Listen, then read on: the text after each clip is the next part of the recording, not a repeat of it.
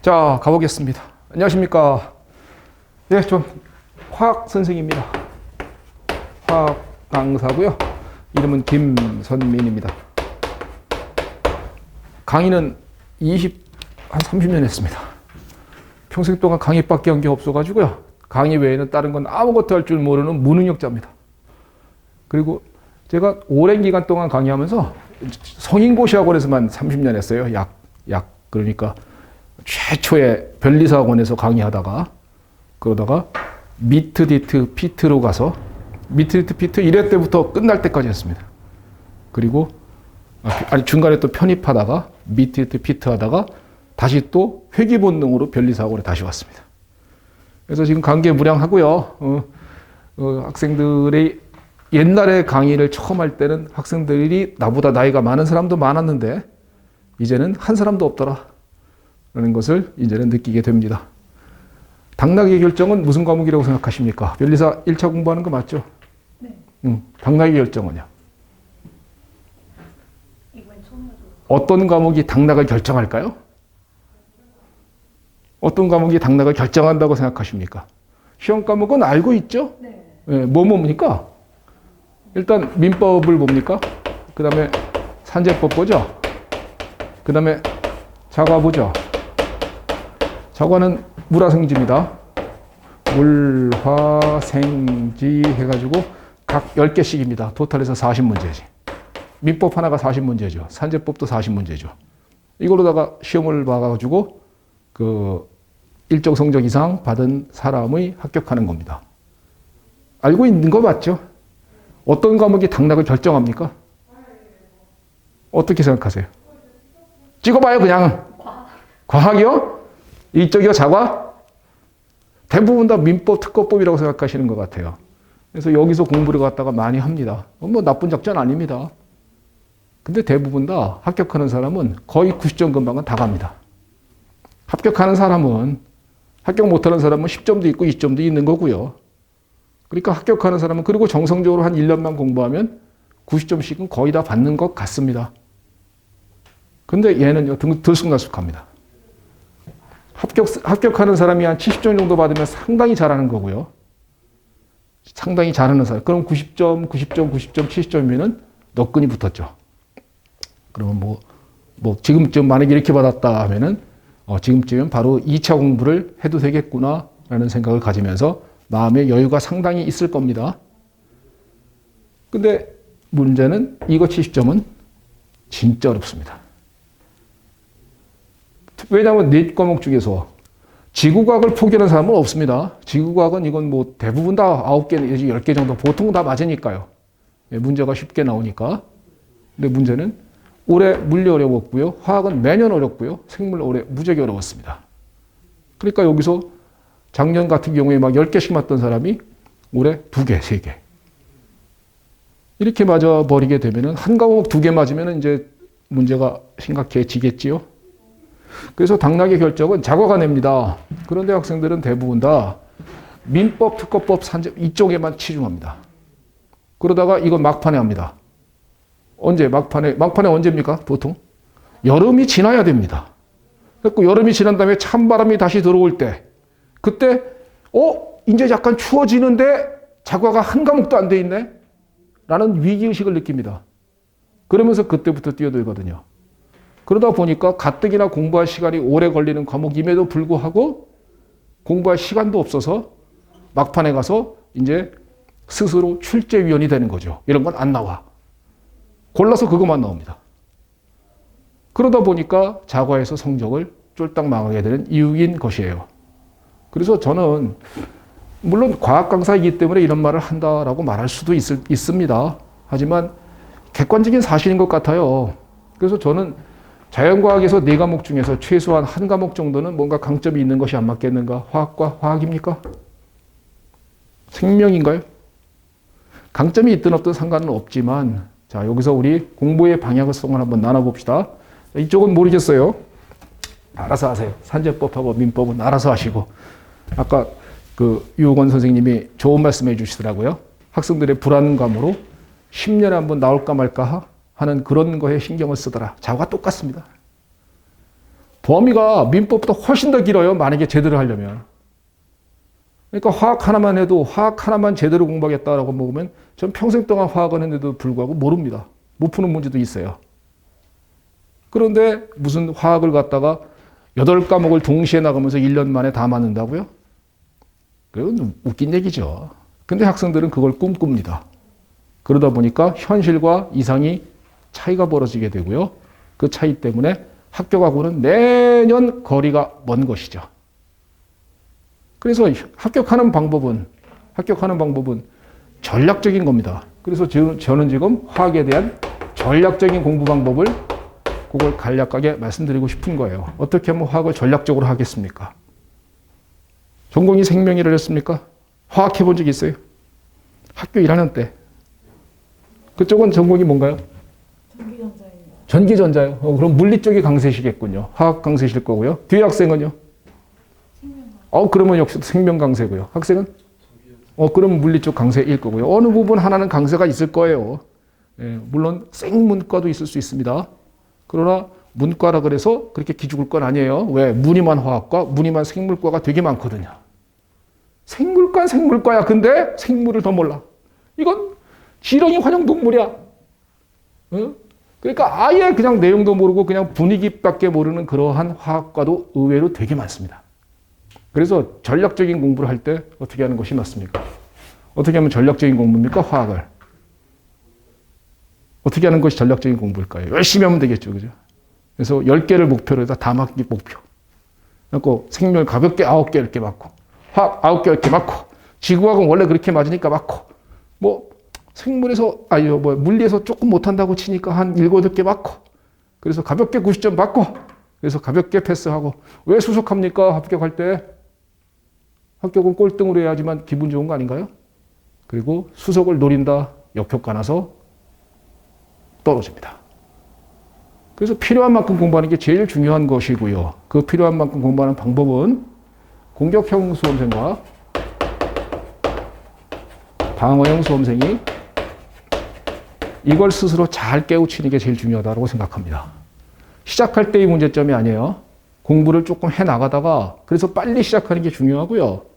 조금 좀 해나가다가 내가 그 과목에 흥미를 느낀다. 그리고 내가 그 과목이 재밌어 해보니까 내가 별로 해본 적 없는데 갑자기 되게 재밌네. 이런 느낌이 오면 공격형 수험생일 수도 있어요. 그런데 그런 느낌이 오질 않고 내지는 하다가 할 때마다 그 과목만 생각하면 머리가 지끈지끈하다. 다른 과목 할 때는 스트레스도 안 받는데 이상하게 화학만 할 때는 공부 시간도 더럽게 안 가고 하려고 생각을 하면 그날은 컨디션도 나빠지고 아침에 체하고 그런 사람은 방어형일 수밖에 없죠. 그럼 목표를 수정해야 되겠죠. 공격형 수험생 9개는 10개를 목표로 잡아도 무방하다고 생각합니다. 화학과 여기일 수도 있는데 아닐 수도 있습니다. 예, 그러니까 그거는 화학과이기 때문에 무조건 공격형이다라고 하는 건 오산이에요. 그거는 오히려 더 망아진 겁니다. 화학과가 2개 맞은 사람이 있어요. 실제로 작년에 2개 맞았습니다. 그래서 떨어졌습니다. 화학과 공부 못하는 화학과 아니에요. 굉장히 공부 잘하는 화학과생입니다. 근데 과거 기출문제만 신나게 다 풀다가 그건 다 풀 줄 알죠. 근데 시험장 가면 그거 있나요? 없습니다. 그래서 2개 맞은 겁니다. 그런 경우 되게 많아요. 그러니까 그런 제대로 된 공부하는 수험생, 공격형 수험생 9 내지 10개를 목표로 잡아도 괜찮고요. 나머지 방어형 수험생 5개 내지 6개 안 맞으면 행복한 겁니다.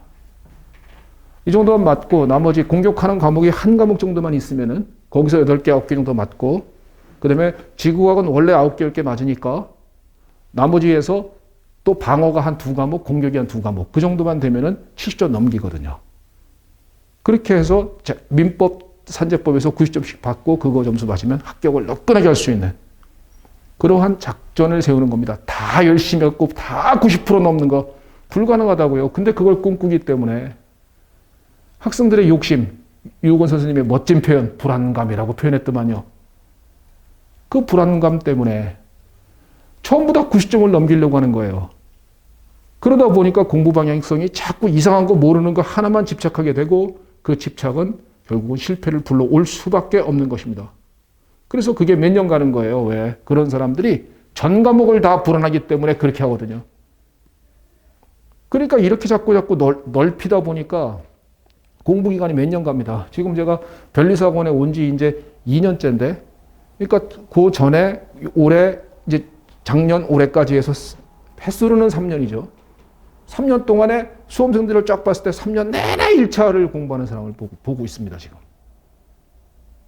올 때 분명히 1차 했었거든요. 근데 작년에도 1차거든요. 근데 올해도 또 1차를 봐야 된답니다. 내년에 또. 그리고 이게 어떤 경우냐. 그 사람이 공부를 못하는 머리가 빠가사리 이런 개념이 아니죠. 공부의 방향성 잘못입니다, 그냥. 전략적이지 못한 것. 그냥 불안하기 때문에 열심히만 하려고 하는 것. 그러면 공격형 수험생과 방어형 수험생 공부 방향이 달라져야 됩니다.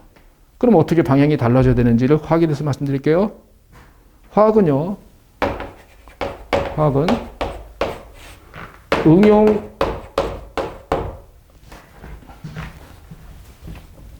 이해 암기형 문제와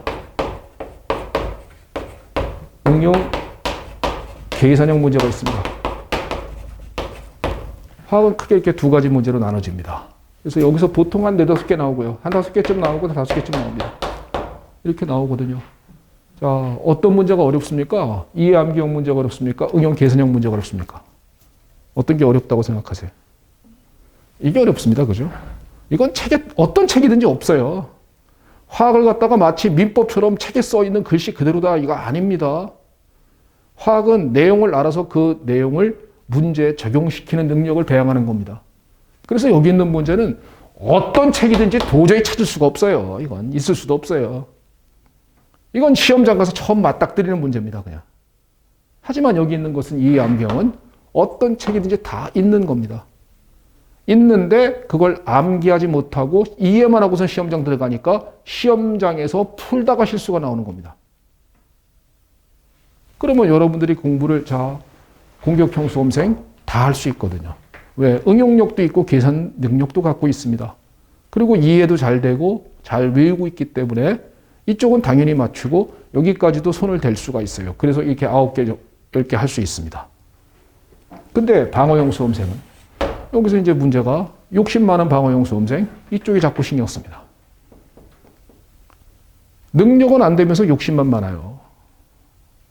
그걸 냉정하게 스스로를 갖다 깨우치는 능력도 그것도 대단히 큰 능력이라고 저는 생각을 하는데요. 자기의 능력은 안 되는데도 불구하고 욕심은 엄청 많으니까 이건 당연하다라고 생각하고 이건 또 지가 읽으면 이해가 되거든. 그러니까 자기 스스로가 신기하거든. 내가 이게 왜 이해가 되지? 이런 생각도 할 수 있는 겁니다. 하지만 이쪽은 자꾸 안 풀리니까 신경이 자꾸 곤두서는 거예요. 그러니까 자꾸 이쪽을 관심을 두는 겁니다. 여기 관심을 두다가 공부를 해 나가다 보면은 여기는 어차피 시험장 가면은 만날 수 없거든요. 이건 못 풉니다. 시험장 가서. 시험장 가서 풀지도 못하는데 이쪽은 암기가 안 됐습니다. 그러니까 여기서 시험장에서 풀고 있는 거예요. 그러니까 여기서 실수 나와서 여기도 망하고 여기도 망해서 2개. 2개면요. 어떤 개념인가요? 한 글자도 안 보고 지금 들어가도 2개 맞지 않겠습니까?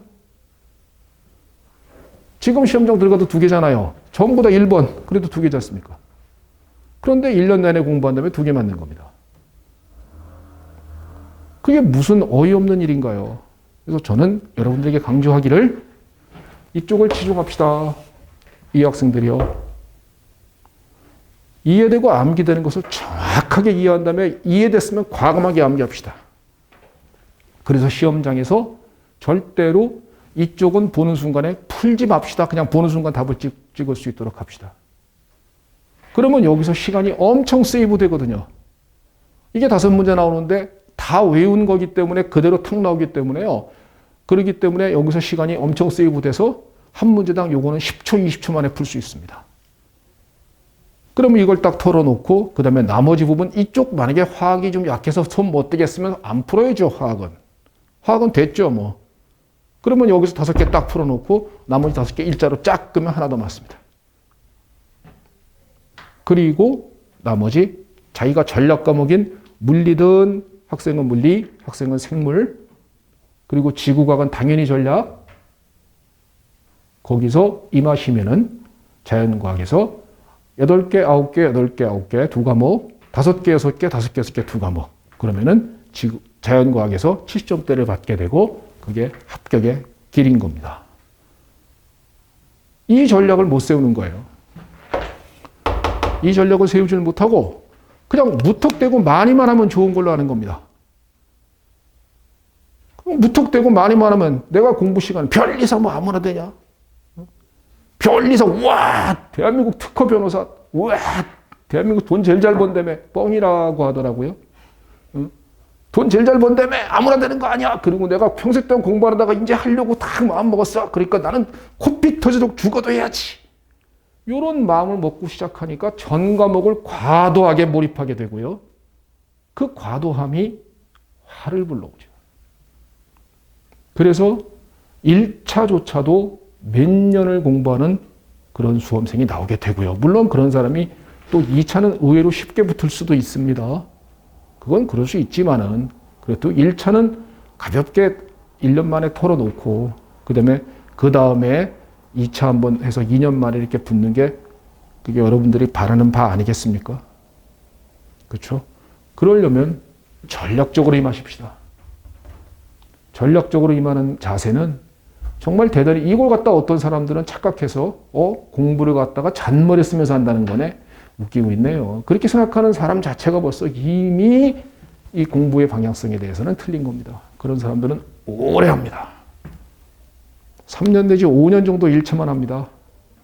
그러다가 지쳐서 그만둡니다. 떨어지면은 택도 없이 지금 만약에 올해 커트라니 작년에 81.66이었거든요. 그러면 81.66에서 말도 안 되게 60점대, 70점대 초반으로 떨어질 것 같습니까? 아니요. 79, 80, 1점 내지 2점.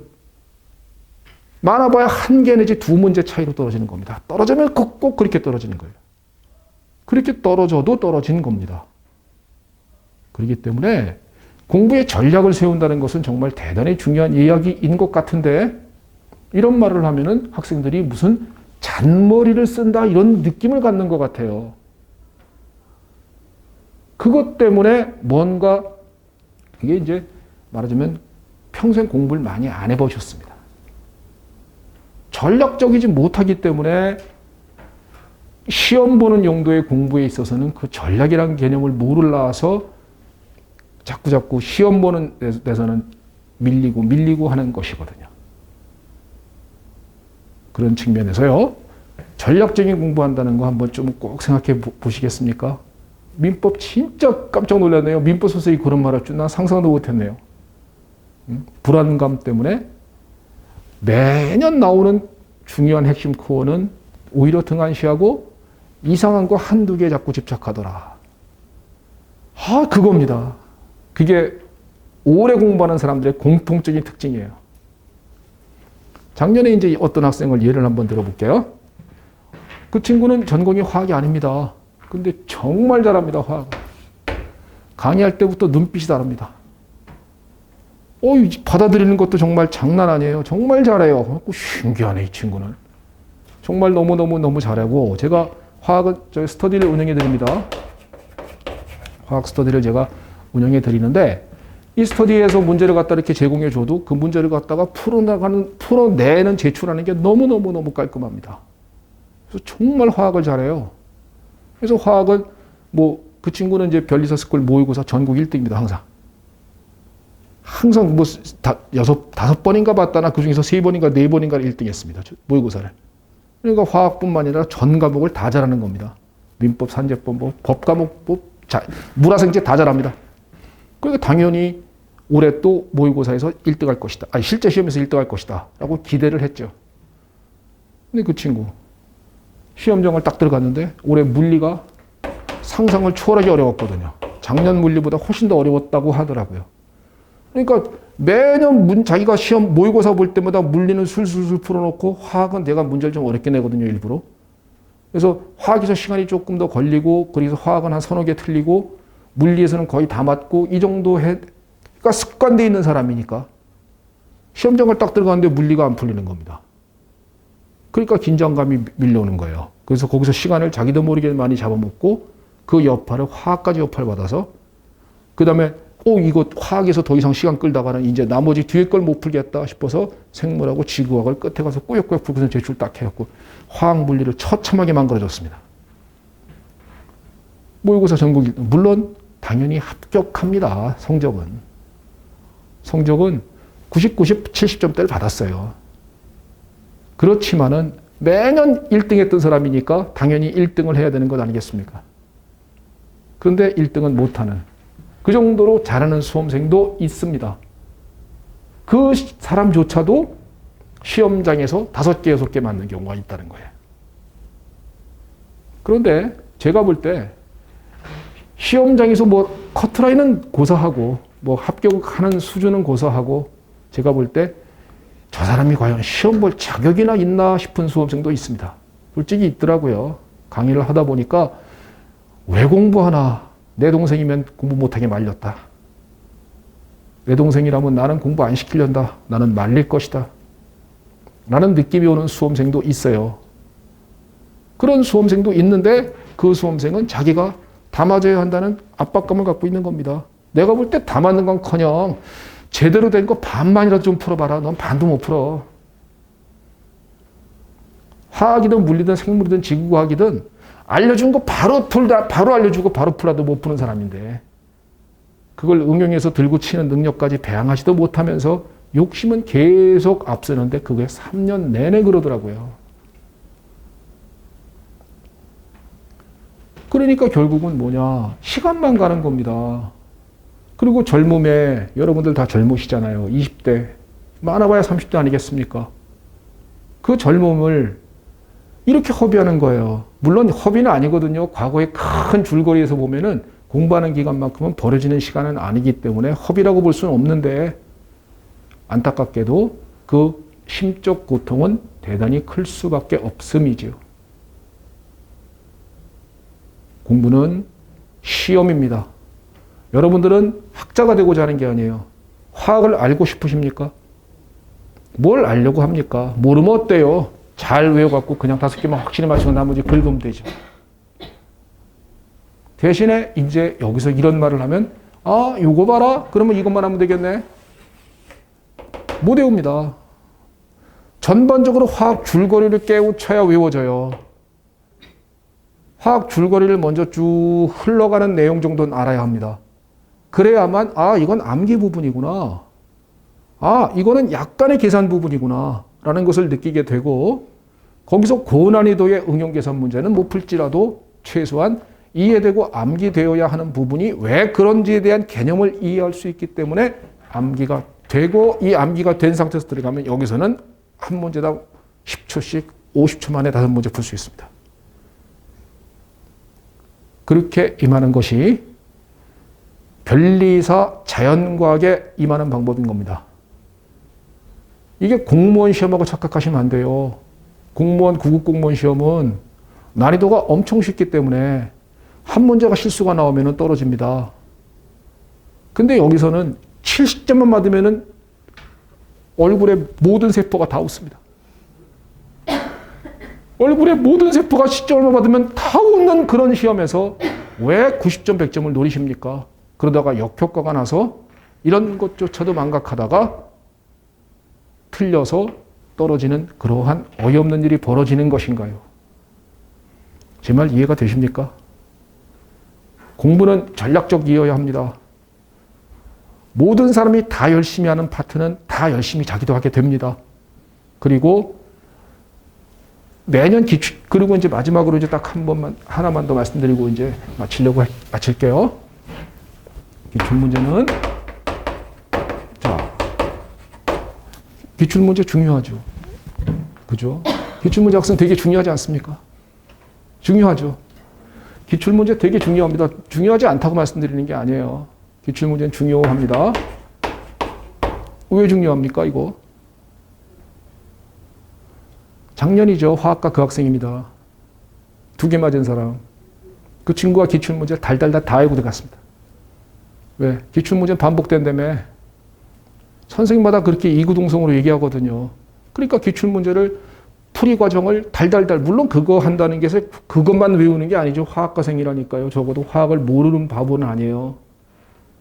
기출문제를 풀 만큼 그걸 갖다 완전히 숙달시키고 그걸 달달달달 10번, 20번 보고 들어가는 겁니다. 시험장 딱 들어가면 그거 있어요?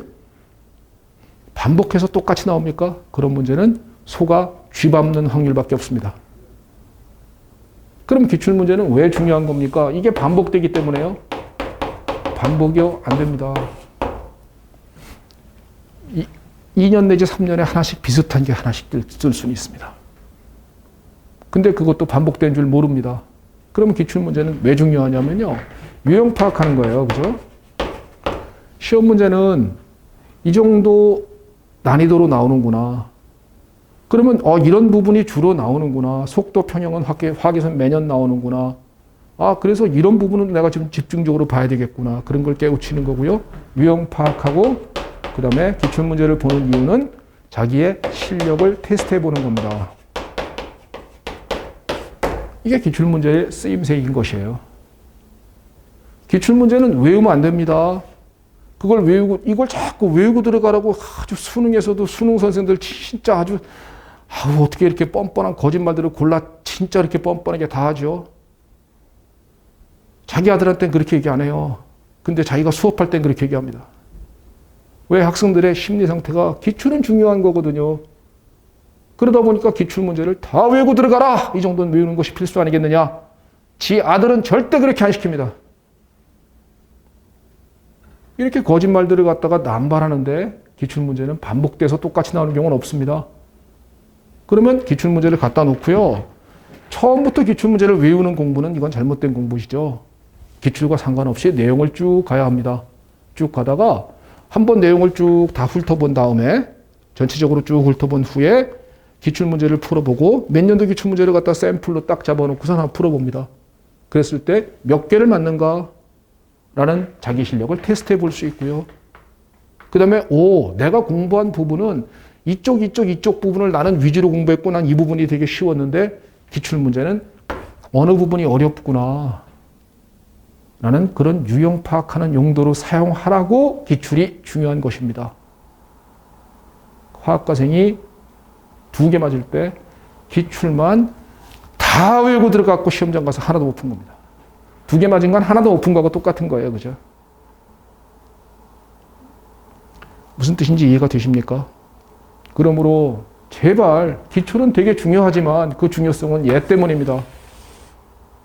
기출이 똑같이 나오기 때문은 아닌 거예요. 그런데도 요즘에도 뭐 오픈 카톡방 같은 데서 학생들이 떠드는 것을 갖다 가만히 이렇게 옆에서 보다 보면은 기출이 또 나올 것처럼 그렇게들 얘기들 합니다. 그 알바 아니면은 어그로꾼이거든요. 그러니까 그런 잘못된 공부 방향들이 너무너무 많아서 자꾸 배가 산으로 가는 형국들이 너무 많아서 전략적이지 못한 공부를 하고 배는 산으로 가니까 말하자면 변시 1차는요 전략적으로 공부한다면 1년 만에 붙을 수 있다고 생각합니다. 그런데도 2년, 3년, 4년, 5년씩 가는 이유가 거기에 있는 것이지요. 이제 막 뛰어드는 수험생 여러분, 전략적이란 것은 결코 나쁜 게 아닙니다. 대신에 제가 말하는 전략은 책을 갖다가 뭐 얄팍하게 본다 이런 개념으로 이해하지 마십시오. 전부 다 두껍게 자기가 책 자체를 갖다 전부 다 여러 번 반복해서 본다는 것은 당연히 맞는 겁니다. 그리고 시험 한 3개월, 4개월 남았을 때 이제 막판에 올해 이제 다시 또 지금 다시 춥잖아요. 그러다가 다시 더워지겠죠. 그러다가 다시 추워졌을 때 그때 한 11월 달쯤 되었을 때 그때 전략을 꼭 생각하시길. 그때 전략을 생각하셔서 그래 나는 화학이 방어다. 그러면 내가 외울 부분만 외우자. 대신에 내가 전략 과목인 뭐 하나는 만들어 놓자. 만약에 화학이 전략이시라면 그때는 난 화학이 전략이야. 왜? 나는 화학의 재미를 느꼈으니까. 그리고 화학이 재밌고 문제 풀어도 나는 화학 문제 푸는 게 즐거워. 라고 느껴지신다면 공격형 수험생일 수 있는 겁니다. 이해가 되셨으면 좋겠습니다. 그 전략을 꼭 생각하셔서 다가오는 시험에서 빨리 붙으십시오. 1차는 yes or no일 뿐이지 1차 붙는다고 변리사가 반이 된 게 아닙니다. 1차 붙은 다음에 2차를 패스해야지만 변리사입니다. 1차 100번 붙으면 2차 101번 볼 기회밖에 없는 겁니다. 변리사의 변자도 못 내밉니다. 그렇기 때문에 제가 과거에 변리사고에서 강의를 하다 보니까 저도 변리사 시험을 보게 되잖아요. 제가 그때 1차 당연히 화학 선생이니까 화학 한 글자도 안 보고 들어가겠죠.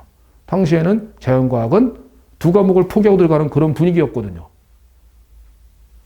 30년 전 얘기예요. 30년도 넘은 얘기죠. 그러다 보니까 자연과학에서 화학은 당연히 다 먹고 지구과학만 하나만 딱 하고 물리생물을 딱 포기하고 들어가고 내로 쫙 끄니까 4개 맞더라고요. 그리고 화학 10개 맞고 지구 6개 맞아서 50점 딱 받았습니다. 남들 다 꽈락 먹을 때 나 혼자 50점 받았어요. 그리고 공부 시간 지구과학 하는데 5일 걸리더라고요.